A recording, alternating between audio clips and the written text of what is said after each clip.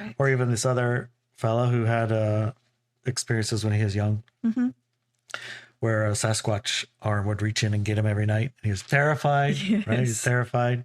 And one day he moved through his terror And decided to embrace it in a way. And then he found himself flying in a flying saucer with his brother, who was like catatonic and asleep, or sleepwalking or whatever. Yeah. And they took this flying saucer for a ride, went over here, down through Portland, and up to the mothership. And they entered the mothership, and they had he had his experience and sharing his experience of how he, said, well, we did this and I went this, and they showed me this is how I drive the ship. They let me drive the ship.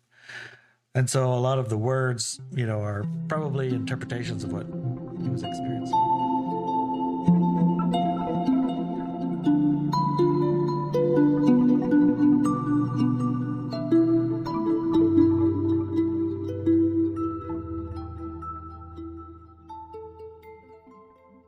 Welcome to another episode of Driving to the Res. It's your favorite hosts, Inelia and Larry. With Theodora, our and cats, and Phoebe, our little dog, and Romeo, our bigger dog. Not big, but pretty big, you know? So, yeah. What else do you want to say before we go on? Oh, well. Wow. We're going to talk about the mystic fractured mind and identity. The mystic's fractured mind and identity. I mean, that's a real catchy title, I gotta say. You think so?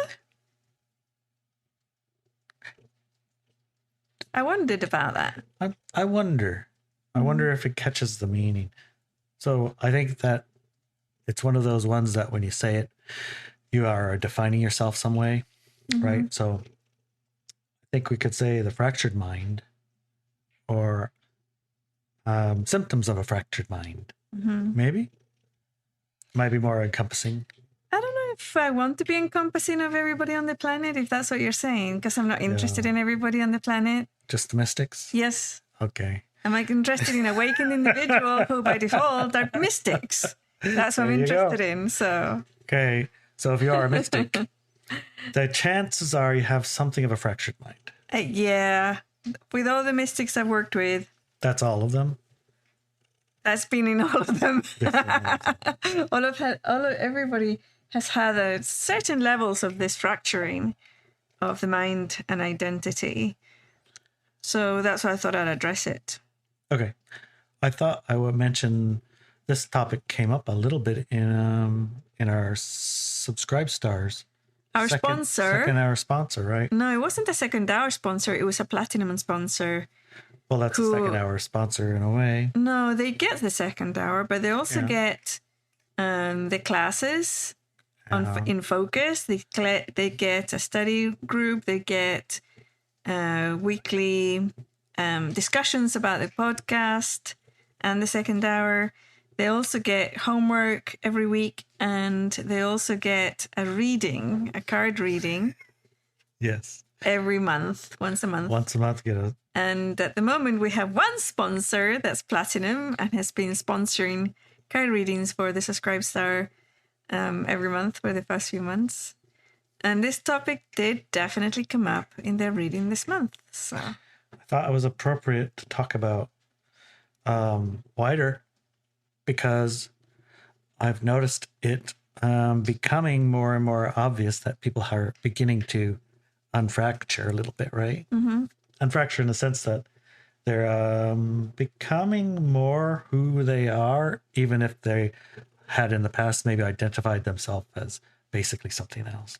Like I can think of one fellow I was listening this morning. I was going to ask you about that. He was a tribal fisheries biologist, scientist, something like that.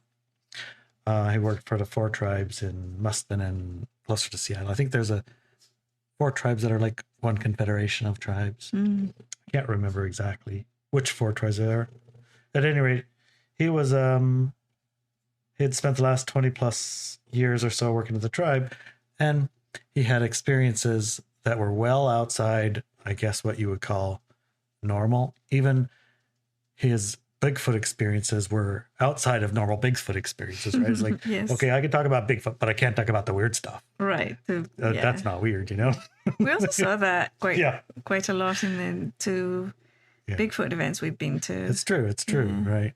There's the Bigfoot crowd, and then there's the woo-woo Bigfoot crowd that stay by themselves, and They're a little too strange for everybody the makes Bigfoot. fun of them and Yes. stuff like that. Yeah. It's kind of funny. Yeah, it's kind of funny. Anyway, he's moved past the point where he's concerned with what other people think about how weird it is that whatever he says that his experiences are or his thoughts are. It's just like, hey, in his mind, he got permission to say whatever he wants to. Yeah. And in the past, he was restricted from it. Right. So with this permission, he just letting the bombs fall, as they call. No, that doesn't necessarily mean that the person, what they have to say is valuable or accurate or anything. Totally. It's just about the perception and the perception of the person about what they can talk about right now, right? Right. What they self-censor in some ways. Yeah, self-censor, but also self-identify. And self-identify. Yeah, right. and also identifying their friends and their audience, Yeah, I can really say for a long time I identified myself as a fisherman, right? And we have friends who identify themselves as Leos. Yes. Leos are law enforcement officers, by the way. And sometimes they'll take the identity on, and that will be who they are. Who are you is what you do, right? Marine or whatever's. These identities that we pack on, and those ones are separate from, I think in some ways, not many of us, besides maybe in the crowds, we run in now, not many of us identify ourselves. Oh, who are you? Oh, I'm a mystic, right? Right. Or a light, what do we call that? Brilliance of light worker? Light worker? A brilliance of light. Light worker turner on her. So, a light switch flipper or whatever, you know what I'm talking about. Right? It's like one thing or another thing or another thing. But it's not like a mystic fisherman. Yeah. Or a mystic tribal biologist, whatever, right? Or even this other fellow who had experiences when he was young, where a Sasquatch arm would reach in and get him every night. And he was terrified, right? He was terrified. And one day he moved through his terror and decided to embrace it in a way. And then he found himself flying in a flying saucer with his brother, who was like catatonic and asleep, or sleepwalking or whatever. And they took this flying saucer for a ride, went over here, down through Portland, and up to the mothership. And they entered the mothership, and they had he had his experience and sharing his experience of how he, said, well, we did this and I went this, and they showed me this is how I drive the ship. They let me drive the ship. And so a lot of the words, are probably interpretations of what he was experiencing. Similar to how when the tribe here, when we have our, I can't even call it ship experience. We'll just call it ship experience, where we all go up to the ship. And you came along one time to see where the hell are you guys going? Yeah. I said, well, you could call it a ship, I suppose. You could call it a ship, right? What article was that you wrote that describes a space? Aliens, I think. Wasn't it? We'll find the link for it if you're curious. It's really fun. Yeah. So he shared his experience when he was a kid with his mom at the dinner table with everyone else, and she made a bit of fun of him. And then for the next few years, every family dinner, she'd make a little bit of fun of him about the UFO thing. Yeah. So he said, well, I'm not talking about that anymore. And something like 10 or 20 years later, she fessed up that she had her own experience in a room that terrified him. So yeah, I had my own abduction experience there. I got taken by aliens there too. It's like, what? Why were you making fun of me this whole time? So I don't know. But that gave him permission also again.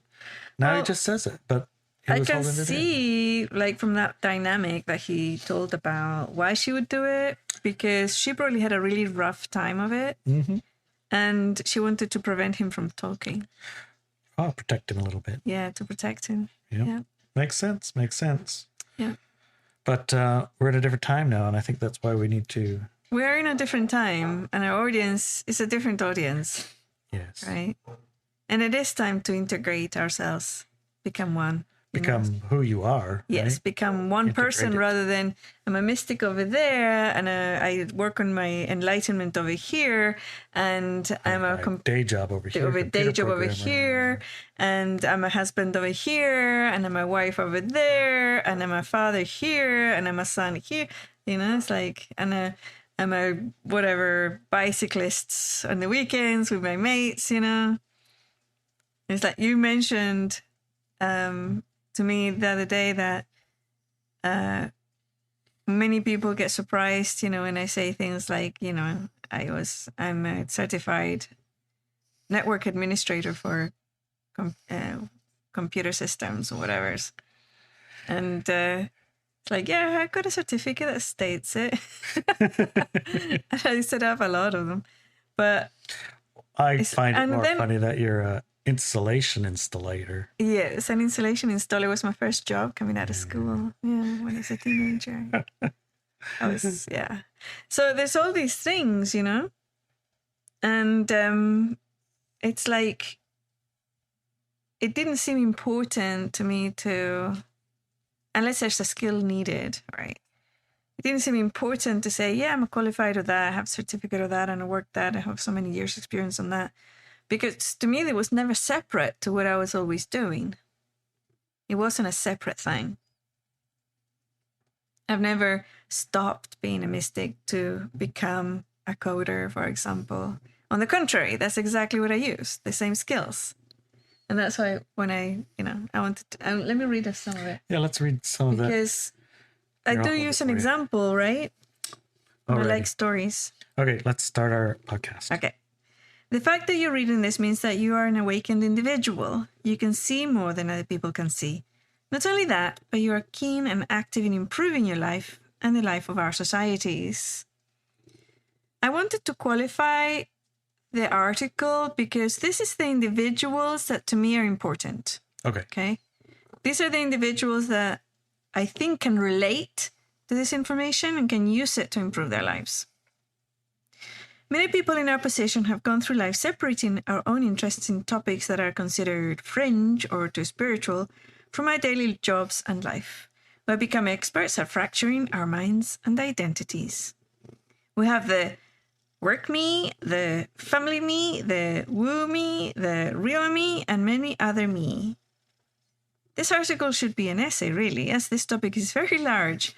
Because the writing format is short, I want to concentrate on one of the ways in which we often fracture our minds and identities as we move through life. We will have expanded discussion around it and share more examples in our podcast, Driving to the Rest, as we're already doing right now, right? That's the Cindy. Yeah. Particularly in the second half with our panel of experts. That's, go to Subscribestar and get the second part. The second part is our podcast is how we thank our sponsors and patrons, and you can find it in the sponsor section of Subscribestar. There's lots of different bits you can do there. Anyways, back to our exploration of mind and identity fracturing. As it is traditional with my people, I will share the ways in which we do this with a story.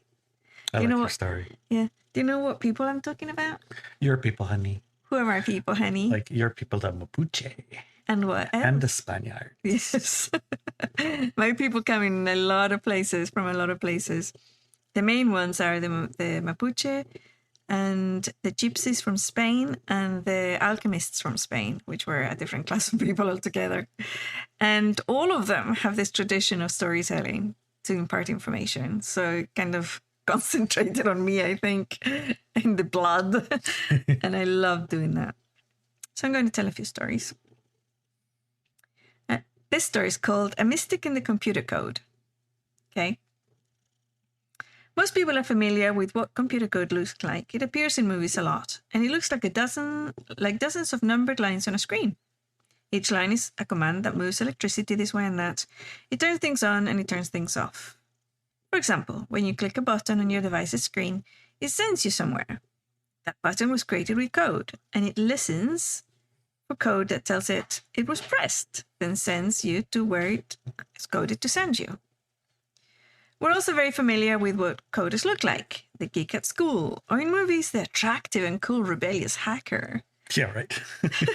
The reality is that most coders are regular people you see in the supermarket buying food for their families. They don't look any differently. And I'm always shocked when we meet or talk to someone and we're talking for a while. I was like, what do you do? Oh, yeah, I'm a I'm a programmer. programmer. It's like, you do not look like a coder or a programmer. Not for the ones in the movies, anyways. They don't have tattoos or, they don't have large glasses and, With the skinny. magnifier glass in there. Yeah. Many of them can tend to be a little pale, though. Okay. To be fair, some people do look like that for coders. I've never met one myself, but pale, yes. Occasionally. I've never we should invent. I've never met somebody who looks like. If you think somebody looks like a surfer, you have an image in your head of this really muscular, tall man with blonde, bleached hair and very dark skin, right? You have this image. To me, surfer, that's what it looks like, right? Or, no, you could say a woman. Also, very tall, blonde hair, bleached by the sea, and very dark skin. Yeah. Very muscular. But when you think computer coder, that image doesn't come in, does it? It's not like that, no. So if you're a coder and look like that, send me a picture. I want to see. Well, we should invent little add-ons for computer screens that give you a tan. give you the, tan. Yeah. Maybe not. No. Okay. Okay. So. So the gig at school or in the movies, attractive and cool rebellious hackers. The reality is that most coders are regular people, like I said before, regularly in the supermarket buying food for their families. They don't look any differently, having been in the coding business for some years, had the opportunity to work directly with coders. On the whole, they were really regular Joes and Janes, but the really good coders, the coders who could find bugs fast or write code that had never been thought of before. These men and women were mystics, and they didn't know it. At least they didn't advertise it or talk about it. These men and women would follow energy lines through the code in the same way I do to find lost keys. They would tap into the collective fields of awareness in the same way a shaman does. With a few of them, I saw that these skills would only come out when they had spent dozens of hours on a piece of code and they were exhausted. Others would do it all the time. The industry called them good coders. I call them mystics. Not surprisingly, these coders were also interested in spiritual advancement, expansion of the mind, ETs, UFOs, and loved fantasy and science fiction. All the things that looked beyond what we might call plain reality. When I have scratched a little bit by asking these mystic coders to explain how they do their work, I usually get two different reactions from them. One is to deny any intuition or mystical skill from the equation and become defensive about their programming training and logical mind skills. The other is to become fascinated by the reality of the mystical skills, or something they would love to learn more about and want to know where or how to learn more. So very different reactions, right? They're almost like polar opposites in a way. Yeah. But I suppose not much to say about it. It's like, and I'm saying that because a lot of the individuals who are listening to this would have had that reaction in themselves at some point in something in their lives, right? If a man's called intuitive, I remember growing up, I would see a man that was highly intuitive and says, oh, wow, you're so intuitive. No. I'm just very observant. Yes, I'm very observant. I have a skill at detecting these minor variations. I can see details. I can see details. I'm very detail oriented. Yes. I've trained my mind. Yes. Or whatever. Exactly, yeah.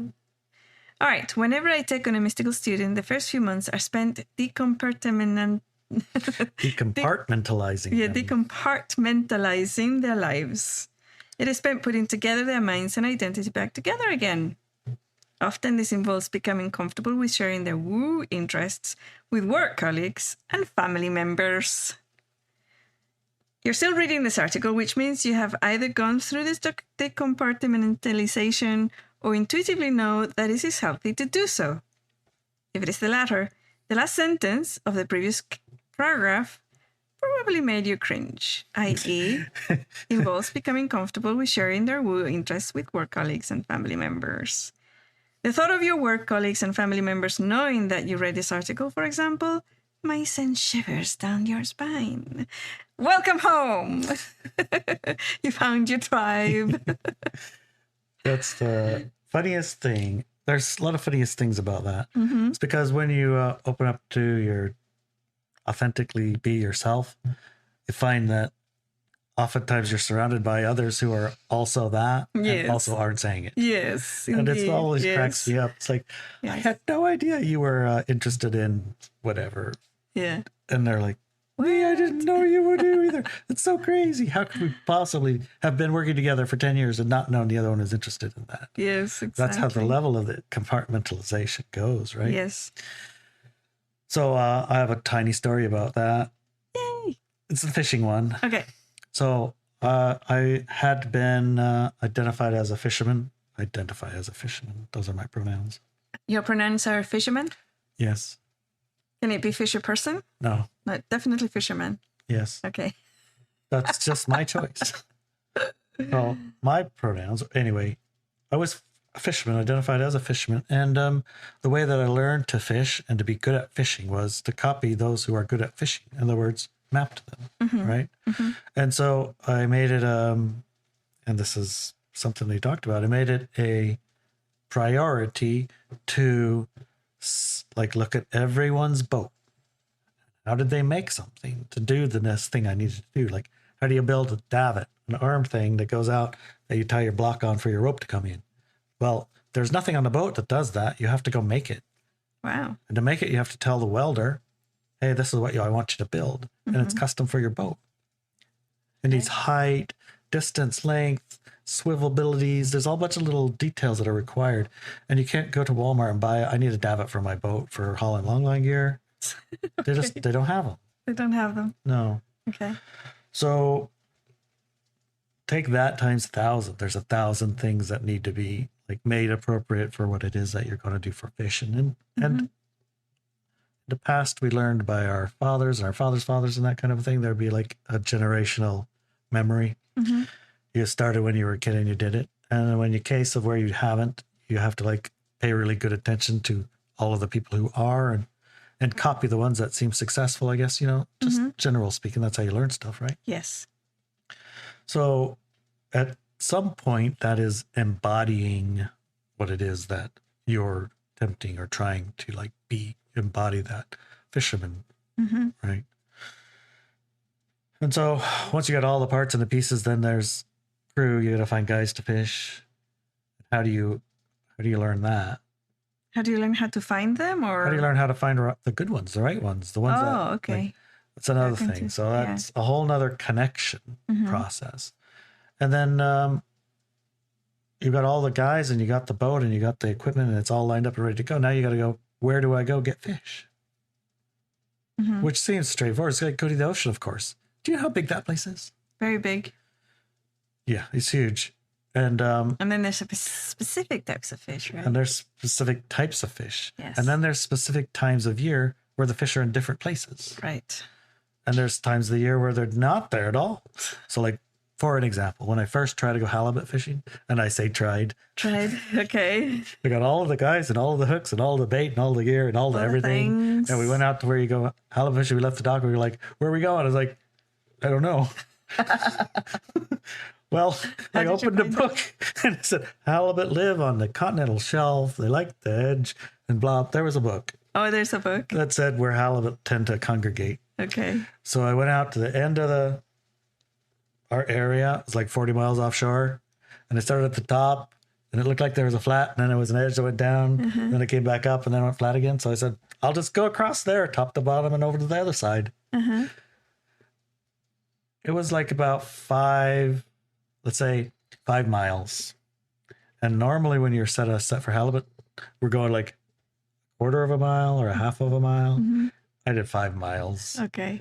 And the hooks were like, phew, there's one. And then 20 feet later, there's another one, another one. And this tiny little rope. And I mean, it went from 100 feet down to 10,000 feet and then back up to 100 feet. Oh my I mean, that's gosh. a slight exaggeration. Yeah. Wow. Did you catch any fish? I did catch fish, Okay. but all of the fish that I caught were all of the ones that I wanted were in a quarter of a mile spot, and all the rest of it was like, why even did I put a hook there? Oh my gosh. Yeah. So it was very, very, very specific. So I started asking the guys, and they were very close chested, is that the word? Of course, because it's competition. They're not telling you nothing. They're not going to tell you, yeah. So I had to go find them on the big ocean. So where's the fish? Yeah. You can't even ask them. They won't tell you. So you go hunting. Yeah. Oh yeah, where's the fish? That's my hat. WTF. That's my hat. Yes. It's WTF. Where's the fish? Where's the fish? I'm making a fairly long story out of this, but the point is that 15, 18 years later, mostly trial and error, and very few like guys would tell me anything about what to do, how to do, and why, and all of the things. They were just very closed chest about it, closed heart. So copying them and mapping to them, doing all those things, I managed to generate a reasonably successful fishing. So top 5, right? Sometimes the best of everybody, and sometimes not. Just figured out by trial and error over time, right? The fish will be here, and then here, and then here. This is likely, and this is less likely, and this is the kind of bait, all those things. But it never really was like... What do you mean? Like when I began, I'll put it this way. When I did Ascension 101 course, you know what that is? Yes, it's a course I created in 2010. You created this course in 2010. And I read one of your books, I think it was called Interview with an Alien. Yes. And I went like, Slap. dang, that's good. So I looked for some more books, and I found you had a few more books. And I saw you had a course called Ascension 101. I was like, I'm doing it. And I bought it, and I did it, and I started working on it. And all my life, all I'm doing is fishing. So I'm doing it while I'm fishing, of course. Of course. And one day I was in my bunk. I was doing the course, and I had my eyes closed, and I was kind of like in a meditative... altered state of awareness. An awareness. altered state of awareness, definitely. And you came into my space, in my head, and your hand reached down and lifted my chin up, and it opened, and I lifted up my chin, and he said, now you got to open your eyes too. Because I had my head down and my eyes closed. So I opened my eyes like, holy crap. Right? All of a sudden, I could see for a time. Yeah. It was a permanent awakening. Because from that point on, I probably tried to close my eyes, but head down a few times, but it just wouldn't stay, It stuck like you have to look. So I went on a awakening journey. And so I'm still a fisherman, and I'm still fishing, but I'm also on an awakened journey, and I'm exploring meditations and exploring things like, pituitary gland cleansers and awakeners and activations and all the things you can imagine. But I'm still a fisherman. Right. When the guys are like, I'm going fishing, I'm doing my fishing, and they're playing Snoop Dogg and rap music and Raising Hell and whatever. And I'd eventually moved from partying with them to, all right, you guys, go do what you're going to do. I'm going to do what I'm going to do. I'm not going to be partying and all the other stuff. It's like, just not into it anymore. Just sort of like my life changed, right? And my fishing got a little bit worse. Because I was distracted. Like my real me wasn't really fishing anymore. My real me was exploring these things. Right. Going to retreats, going to this, going to that, doing these things. And then at some point they came back together. And so I incorporated my spiritual awakening and practices and understandings and connections with where I am and what I'm doing. I was fishing. So how do I incorporate that? In one case, I used feng shui meditation that connected into my tribe, because the words in the feng shui CD were very reminiscent of the tribe. I'm a Makah tribe member. And it sounded just like Makah man singing these words in a feng shui. Is about an hour-long CD. And I found that when I would connect, I turned on the CD because I was in stress. Right. Fishing, I really want to like be doing my other work, my spiritual work, but I'm fishing. So let's connect these a little bit. So I turned on my feng shui CD and I started chanting along with it. And I'll be dipped. You got a lot of fish, didn't you? There was no fish. And then they all of a sudden schooled together right in front of my net. Wow. And Perfect. I pulled up my net, and that sucking net, it was chock block full like you can't believe. Like all the fish we need for an entire trip is right there in one trip. One set. I'm like, nice. wow, that's pretty cool. But that's once. Okay. So there was 8 or 10 of us guys fishing like this. Yeah. And some of us did good some trips and other trips not so good. But 2 or 3 of us pretty much always do reasonably good, you know? Well, from that day forward, and for the next 4 or 5 years, I literally became, for all practical purposes, the only one catching those fish. And every time I went, I would turn on the CD, start chanting away this feng shui, get connected. And as I was saying, the fish would school and tighten up, and then my net would go right through them, and I'd fill up my boat. I mean, we're talking 50,000, 60,000 pounds, which is 2 or 3 semi-trucks full. And the other boats who were right there doing the same thing in the same place, but not doing the chanting and not doing the guide, they were literally not counting anything. 0, like not even 1. Yeah, the feds investigated you, didn't they? Yeah, they started to send observer on me every trip because all the other boats were saying, well, he's cheating somehow. Yeah. Because why is he the only one catching fish? Right. So clearly he's cheating. Clearly. And you told them what to do. Well, that was the funniest thing is they asked me after a while, because after a year or 2, and even the observer guy that would come on the boat, it's not like he came up and listened to me doing the chanting. Yeah. They were there when we dumped the fish out and just check the location and the equipment and the gear we're using and how we set our gear. But while I was fishing, they don't watch. Right. But that was the important part, right? Yes. That was the spiritual connection part. So I was asked maybe 2 or 3 or 4 years later, one of the fishermen asked me, he said, all right, I know you're cheating. What are you doing? I said, I'm literally doing the exact same thing you are. I have the same everything. The only one thing that's different is I have a CD. It's a feng shui CD, and I sing along with it while I'm fishing. And when I do that, the fish school up, and then I can catch them. How did that go down? He started laughing. It's like, that's all. I can't help you then. And it's true. It's true. Yeah. What do you do? I mean, I can't even say if it would necessarily have worked for him if he did it, but It worked for you. it definitely worked for me, and that was the only thing I was doing. Other than that, literally everything else is the same. Same day, same time, and even exactly the same place. And we're talking literally, there's one boat, here's another boat. We're like Really close. right behind each other by half a minute. No fish, full net, no fish behind me. Wow. Very strange. It happened with the salmon too, remember? Well, the salmon was different. It was different but similar Yes. because it's not like I disconnected. That was also a connection. Yes. So the salmon story is really funny.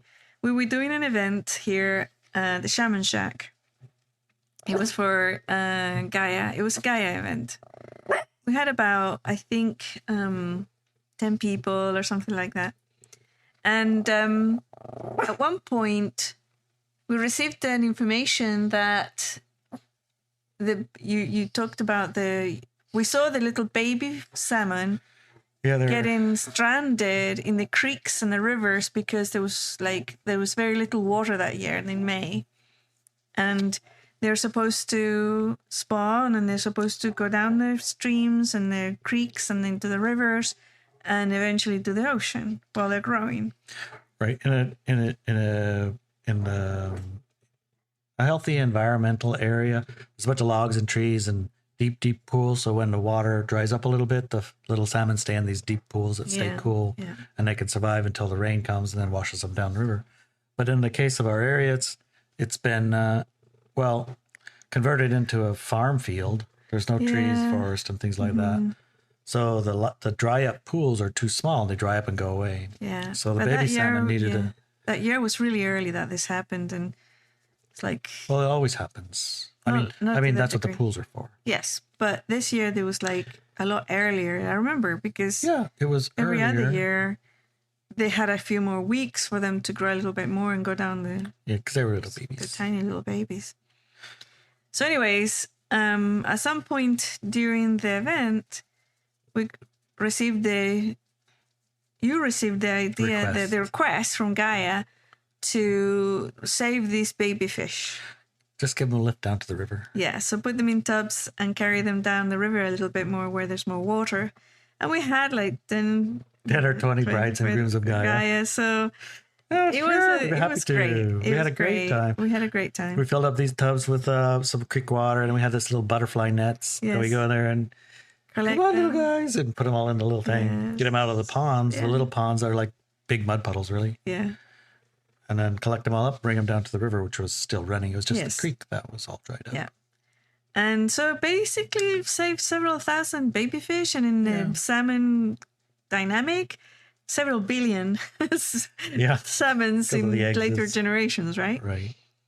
And so that was all great. Fine. It went away. Months went by.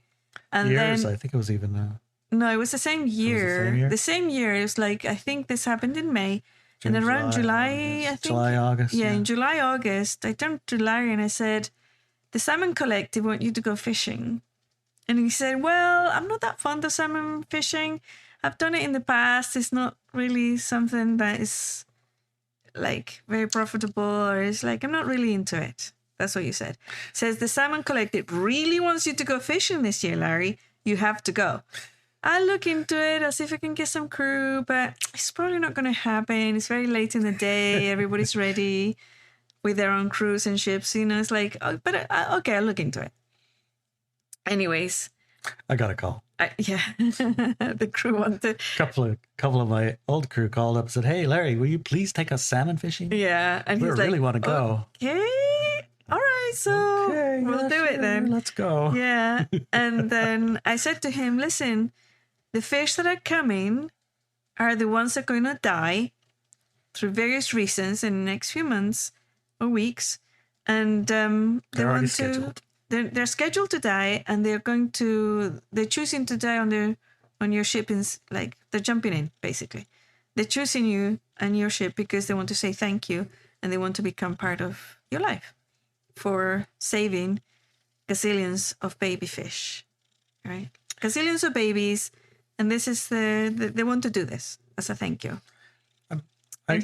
I And mean, it's like you were like, that seems a bit strange. I just yeah, carried them down the river yeah, to go catch them and bonk them on the head. yeah, This doesn't compute for me. It didn't really make a lot of sense to me, but I've gotten used to, over time, some of the things that you say.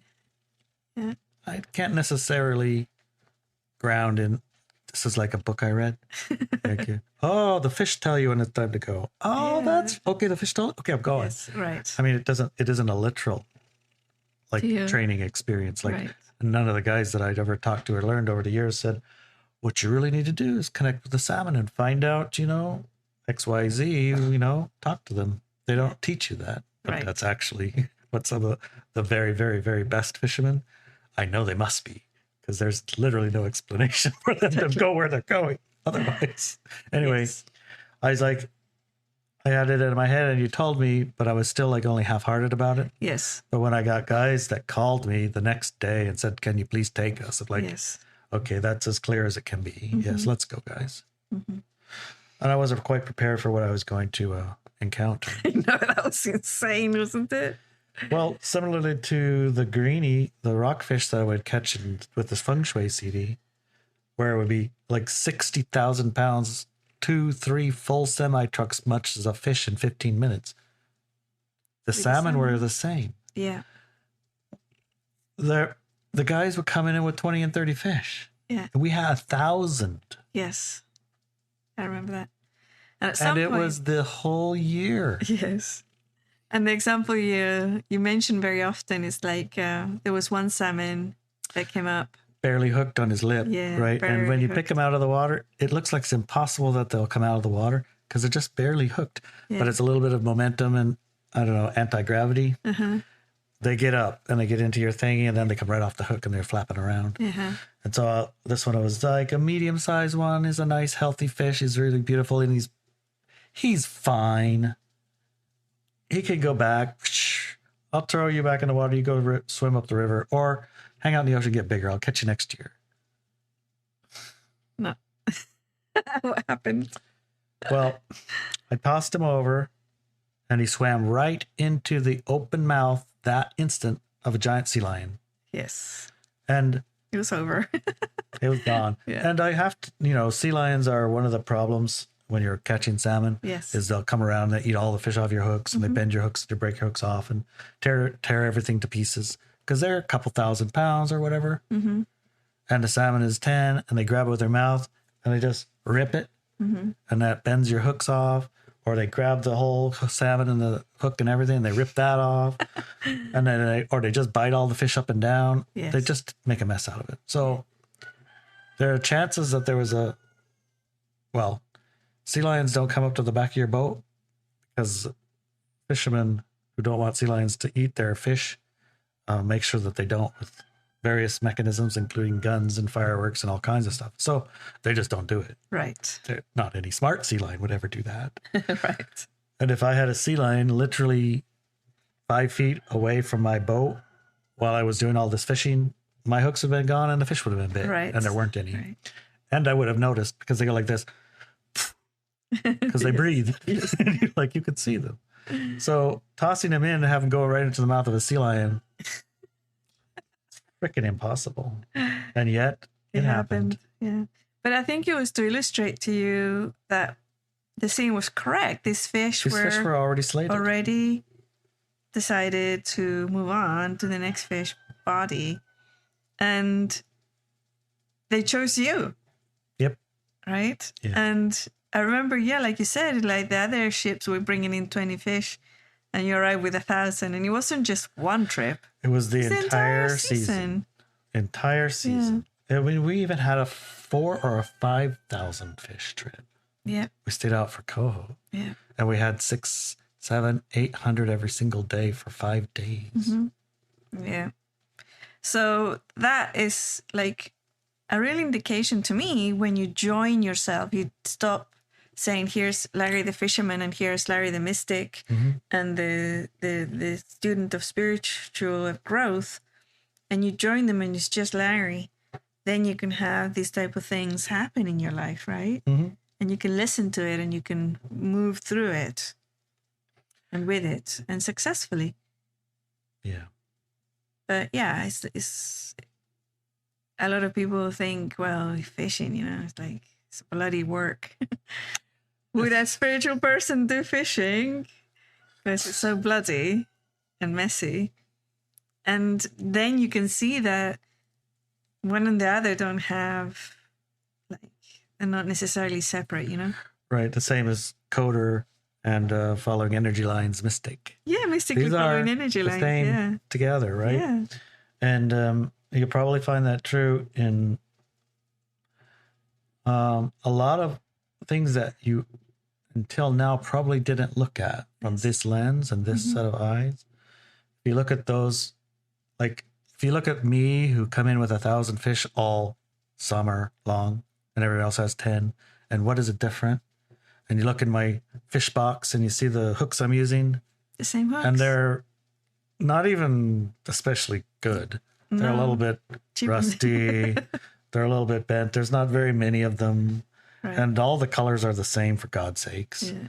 It's not like you have a whole pile of special hooks. Right. These are just any hook will do. It didn't even matter. It didn't matter. No. It had no relevance on the outcome. Yeah. Right.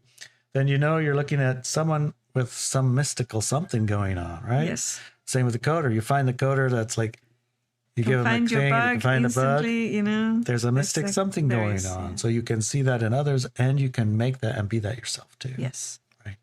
That's who would be listening to this. Mm-hmm. Yeah.